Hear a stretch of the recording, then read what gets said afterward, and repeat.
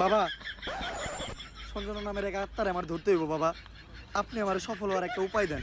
যদি সফল হতে চাও তাহলে আমার লেখা এই বইটি নাও, শয়তান ধরার গর্জন। এই বইটি নেওয়ার সাথে সাথেই তোমার জীবনে থাকবে না কোনো অর্জন। আমি কথা দিয়ে কথা রেখেছি, শয়তান আসেনি তো ফিরে।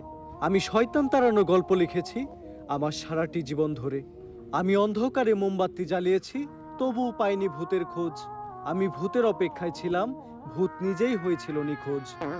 শয়তান ধরার গর্জন, পৃষ্ঠা নাম্বার চুদলিংপং। বাবা, এটা তো মন্ত্র না, ছন্দ কইলেন। মার্কেটে আপাতত ছন্দই চলে। বাবা, বইতে একটা আমারও লাগবো। দাম কত এটার? মাত্র 1000 টাকা। ইয়ে, 1000 টাকা দিয়ে আর কিনুম?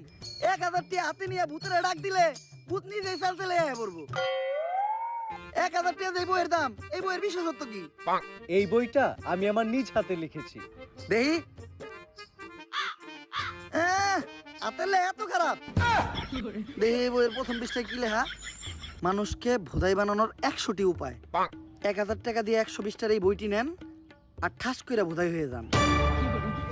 এখন সফল হইতে গেলে তো এই বইটা লাগবেই। তো এই বইটা আমি নিয়ে গেলাম। বইয়ের টাকাটা? ওইটা আমি হোয়াটসঅ্যাপে পাঠাই দিব। গুরু, আজকের থেকে আপনার লেখা এই বইটা পইরাই আমার শয়তান ধরার যাত্রা করলাম শুরু। শয়তান ধরার গর্জন, পৃষ্ঠা নাম্বার চুদলিংপং।